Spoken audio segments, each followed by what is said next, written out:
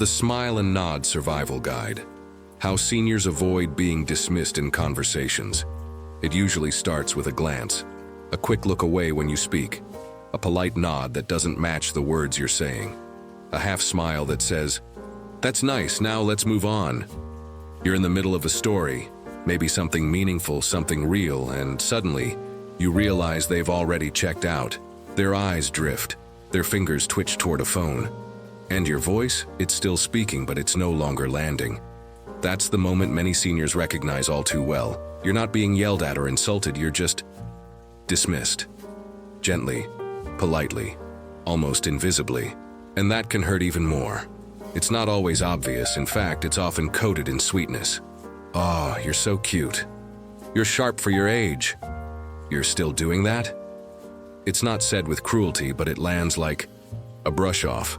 And over time, those moments add up. Until one day, without even realizing it, you start shortening your stories. You stop chiming in. You wait until someone asks, though they rarely do. You learn to smile and nod, not because you agree, but because it's easier than fighting to be heard. And let's be honest, fighting to be heard is exhausting. When you've spent a lifetime building wisdom, collecting stories, surviving heartache, raising families, working jobs, adapting to a world that never stops changing, it can be deeply disheartening to suddenly feel like none of it counts, like your voice has aged out of the conversation. But here's the truth, your voice hasn't aged out. The world just got lazy, it got fast, it got distracted. It learned to prize speed over depth, volume over meaning, newness over experience. This isn't about yelling louder or demanding attention. This is about reclaiming presence, about learning how to speak so others want to listen again, about refusing to let your words be background noise. Because they're not. They're a library, they're a lighthouse, they're a legacy. You don't need to explain your worth. You need to express it. With courage, with clarity, with all the quiet power that comes from a life fully lived. This isn't just a survival guide. This is your reminder. You are still the story, and it's time they hear it. There's a certain kind of silence that doesn't come from peace. It comes from being pushed aside. You're at the dinner table about to share something important, and suddenly the topic shifts. Someone younger chimes in with a louder voice, or faster words, and the moment is gone. No one meant to cut you off. No one meant to ignore you. But they did. And all that's left is a quiet space where your thought used to be. It happens in subtle ways. You speak, and someone finishes your sentence like you can't get there fast enough. You're explaining something and they nod too quickly, their eyes already searching for the next conversation.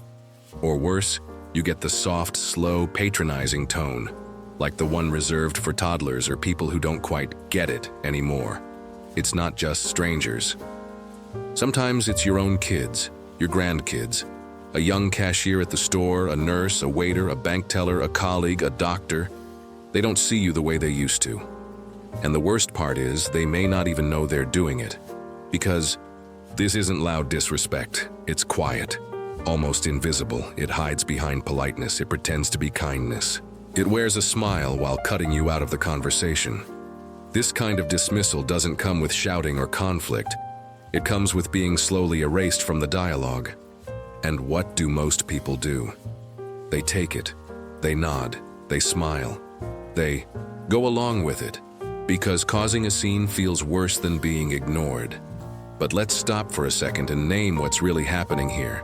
What's happening is that society has started measuring value by speed, sound, and status.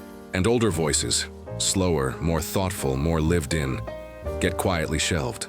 But the truth is, your voice hasn't lost its value. It's gained it. Your pauses aren't a problem. They're a reflection. Your tone isn't outdated. It's seasoned. And your stories, they're not interruptions, they're treasures. We've just forgotten how to receive them. And once we start naming the quiet disrespect, we can begin reclaiming the space that should never have been taken from you in the first place. So why does it happen? Why do people stop listening? It's not because you're boring, it's not because you're irrelevant. It's not because you talk too much or don't get it.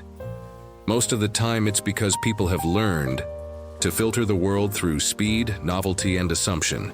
They assume they know where your story is going. They assume you'll take too long to get there. They assume you're about to talk about the good old days again. They don't even realize they're tuning out.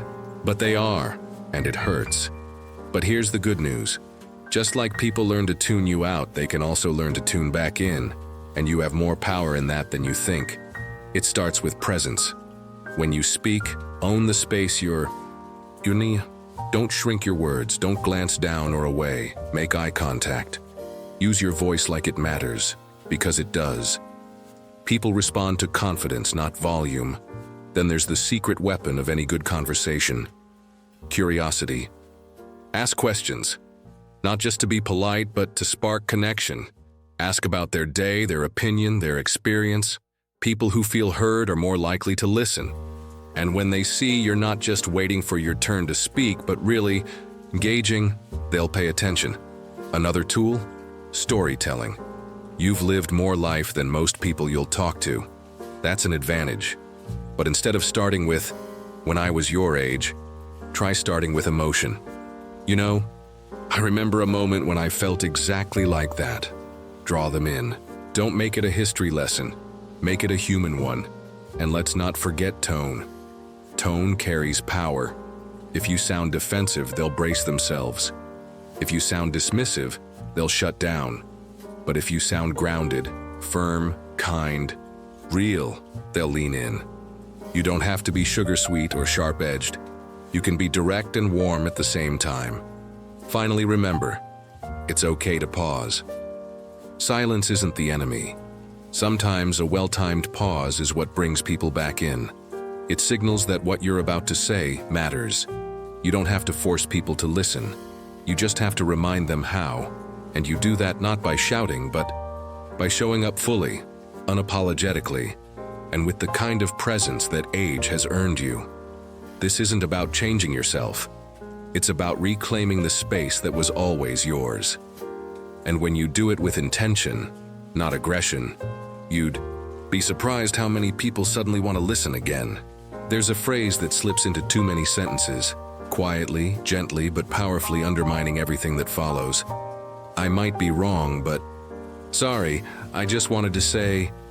"Maybe this is silly, but..." Sound familiar? Somewhere, along the way, many older adults were taught to soften their voices, to preface ideas with an apology, to shrink their insight so it wouldn't ruffle feathers or seem like too much. And let's be honest, it doesn't help when society starts treating you like your thoughts are optional background noise. But here's the truth. You've earned every word you say. You've survived decades of change. You've learned through failure, heartache, joy, and effort. You've raised families, built careers, adapted through wars, recessions, technologies, heartbreaks, and reinventions. Why should you apologize for having something to say? There is a difference between humility and self-erasure. Humility says, "I'm open to learning." Self-erasure says, "I probably shouldn't speak at all." Let's stop doing that. When you speak, do it without a disclaimer. Don't dilute your point before you've even made it. Say what you mean with quiet strength. Confidence doesn't mean loud or fast. It means clear, calm, and grounded. Try this shift. Instead of, "Maybe I'm wrong, but I think," say, "Here's what I've found to be true." Instead of, "I'm sorry to interrupt," say, "May I add something important?" Language has power, and yours deserves to stand on its own. And here's the thing. When you speak with ownership, people listen differently. They lean in. They hear the weight of your words. Not because you demanded respect, but because you modeled it.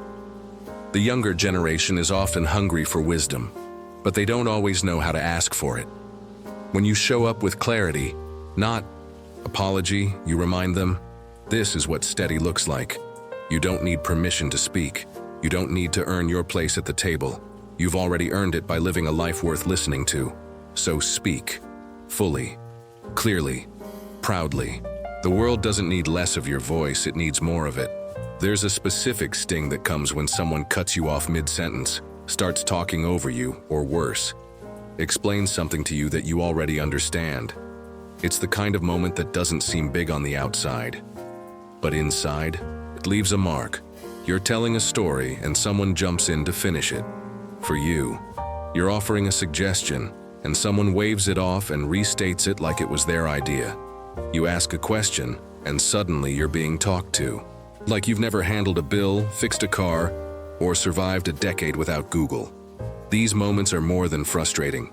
They're dismissive, and repeated enough times they can make you question your own presence in a room. So what do? First, you breathe. Not every interruption is personal. Sometimes people are rushed, distracted, or just unaware. But when it keeps happening, that's when you decide, how do I want to respond, not react, but respond with dignity? Here are some simple, powerful tools. The calm pause. Plus, redirect.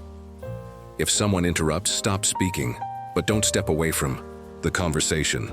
Wait a moment, then say calmly, I'll finish my thought, then I'd love to hear yours. Or, let me just wrap that up real quick and I'm all yours. You're not scolding, you're setting boundaries. The confident reclaim. If someone steamrolls your comments, circle back to your point by saying, as I was saying before, here's what I've seen work well. Or that's one approach. Let me share another perspective. You're reminding them gracefully that your words are still in the room. The gentle call-out. When someone explains something you already know, aka mansplaining, young-splaining, or just too much splaining, try, yes, I've actually done that a few times myself. Here's what I found. Or even a light, appreciate the explanation, I've worked with this before too.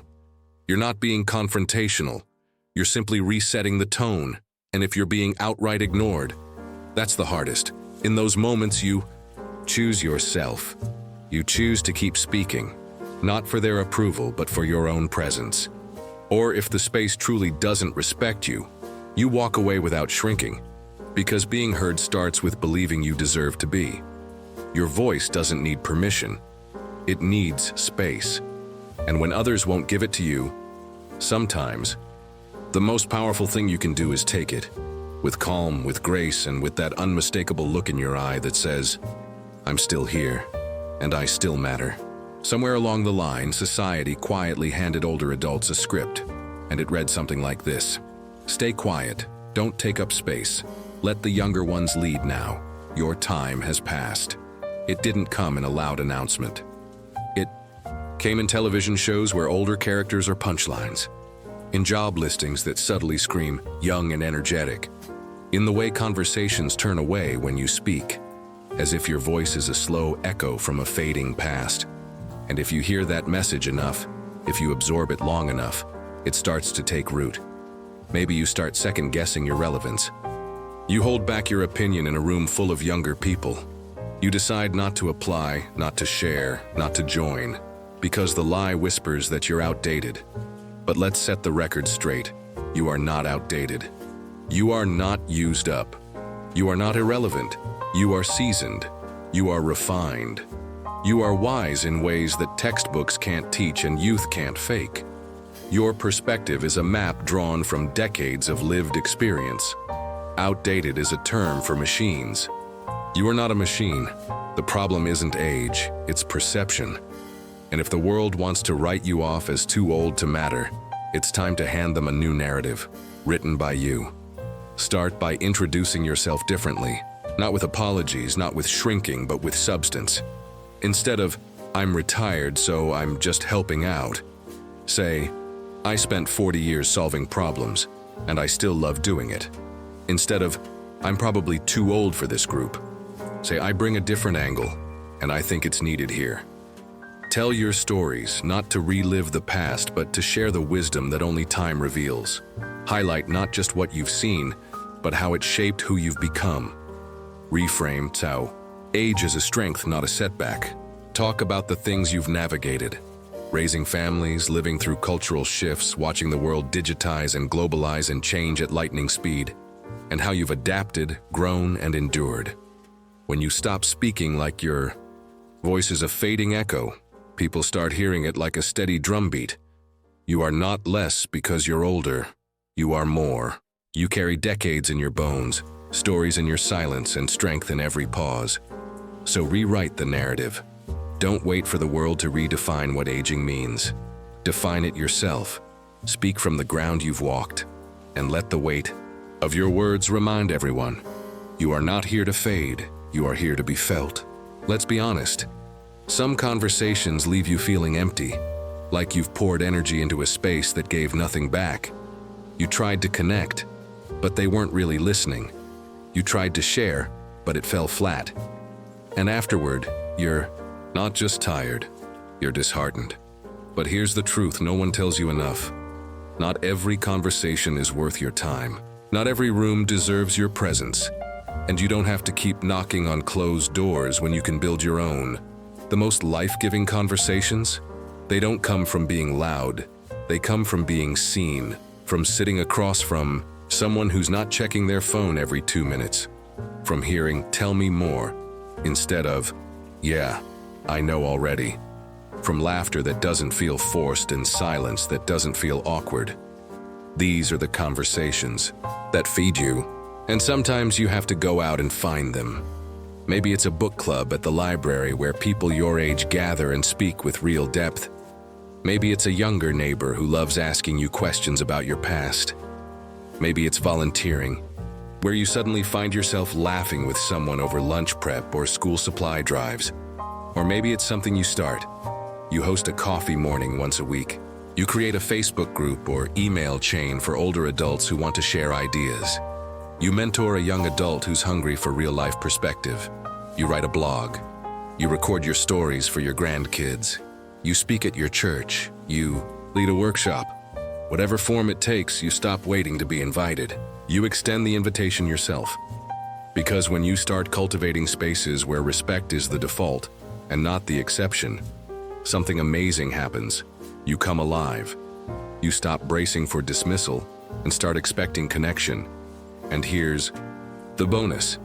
When you surround yourself with nourishing conversations, it becomes easier to walk away from the draining ones. You realize you don't need to beg to be heard. You just need to go where your voice is valued. You deserve to be in conversations that make you feel bigger, not smaller. You deserve to be in rooms where your stories matter, your presence matters. You matter. So if the world keeps overlooking you, build a corner where they can't help but look. Create the dialogue that reminds you of your worth, and invite others to join. Not because you need an audience, but because the world is better. When it learns to listen again, sometimes the most radical thing you can do is not shout, but listen. Not passive, surface-level listening. Not nodding while scrolling. Real listening. The kind that feels like a hand gently resting on your shoulder. The kind that says, "I'm here. I see you. I'm not waiting to talk, I want to understand." And here's something extraordinary. You, as a senior, can teach that kind of listening. Because you were raised in a time when conversation was an art, not a transaction. When a talk over coffee meant something.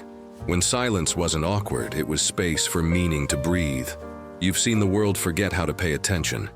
You've watched it trade reflection for reaction, depth for speed, and you've felt what it's like to be talked over, dismissed, or politely tuned out. But instead of just pointing fingers, you have the power to lead by example. You can reteach the value of presence. You do it by slowing down, even when others rush, by asking thoughtful questions, by remembering someone's name, their story, their struggle, by pausing before you answer, not because you don't know, but because you respect the moment. You do it when you lean into eye contact instead of away from it, when you let others finish their sentence, when you respond with, "That must have been hard," instead of, "Well, back in my day." You teach the world that listening isn't about power, it's about connection. And when people begin to feel heard by you, something opens in them. They listen back. Not out of obligation, but out of instinct. You don't have to wait for a cultural shift. You are the shift. By reclaiming your voice and modeling how to make space for others, you become the quiet revolution that helps heal generational distance. You remind families that their elders don't just hold the past, they hold the emotional tools we desperately need today. And when a younger person looks you in the eye and says, "You really listen differently," that's when you know it's working. You haven't just found your voice, you've reawakened theirs too. There's something almost sacred about being listened to, truly listened to. No interruptions, no assumptions, just presence. For many seniors, that sacred thing has slowly faded. Not all at once, but inch by inch, with every brushed-off comment, every premature nod, every room that turned away too quickly. And so you learn to smile. You learn to nod. You learn to keep the peace. You learn to tell yourself it didn't matter that much anyway. But it does matter. Your voice is not a relic. It's not a leftover from another time. It is still shaping lives, still carrying weight, still needed. And just because the world got louder and faster doesn't mean it got wiser. You don't need to yell to be heard. You just need to step forward with presence, with clarity, with the quiet conviction of someone who has walked miles and still has something to say. You are not here to fade politely into the background.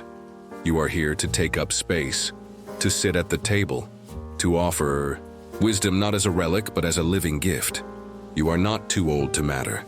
You are proof that time creates depth, that age brings layers, that the slowest voice in the room may hold the most important truth. So the next time someone starts to talk over you, pause. Let them finish. Then speak anyway. Speak with the weight of a life lived. Speak like the room belongs to you. Because it does. And if no one listens, keep speaking. Because someone out there, maybe a stranger, maybe your grandchild, maybe the version of you who once stayed silent, is finally ready to hear you. And in that moment, something changes. Not just for them, but for the world.